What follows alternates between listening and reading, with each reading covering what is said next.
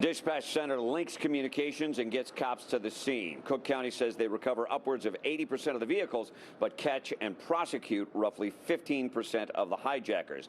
Guys on the hijacking task force say some of the young people hijack cars just for the thrill and a joyride. Some of the cars are sold, but most of the cars are used for another crime, like a drive-by shooting. That way the vehicle can't be traced to the gunman.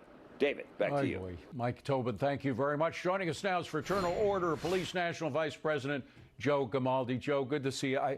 I just feel like the nation is reaching a breaking point where even cities like New York are finally beginning to look at the broken windows theory policies, putting more police into subways, et cetera. Do you get that sense, or do you think we're still going in the wrong direction?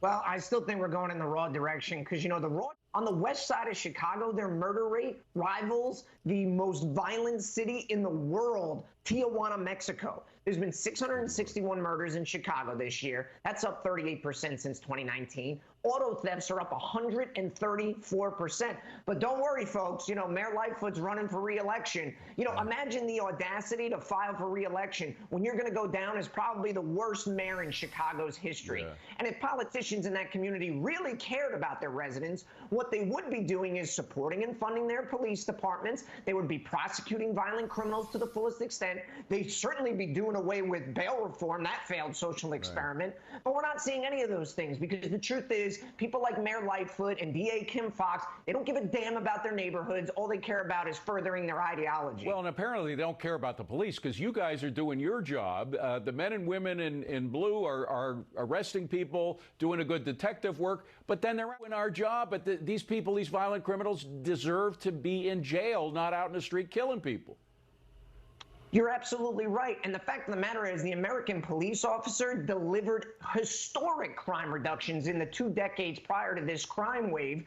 And all these woke politicians and these policies, they've thrown it all away in just a matter of 3 years. And we're talking about violence in other cities. In New York, there's been 1,500 people shot this year. Yes. I mean, in Philly, the murder rate's up 46%. I mean, wake up, people. This is not sustainable, the path we're on. Well, but if we continue to allow these woke politicians to operate and continue to reelect them, this is our future, and it's only going to get worse. Joe, you know who's waking up, or who's beyond woken up by all this, are the cops themselves. They're leaving the force in record numbers. You have San Francisco, I think over 800 cops announcing that they're going to leave before the end of the year. Same thing is happening in New York. 825 leaving San Fran at the end of the year. The worst is suicides. Suicides among cops are on the rise. I want to give you a soundbite from a San Francisco police lieutenant. Get your reaction. Roll tape. People are leaving this profession. We had an officer in a neighboring police department, unfortunately, take his life in their locker room. So, you know, the devastation that officers feel, they don't want to go through that anymore. They don't want to work at a big city. They want to go somewhere else, so they just want to get out of the profession altogether. We're already in a crisis. We're not considering it. We're already here.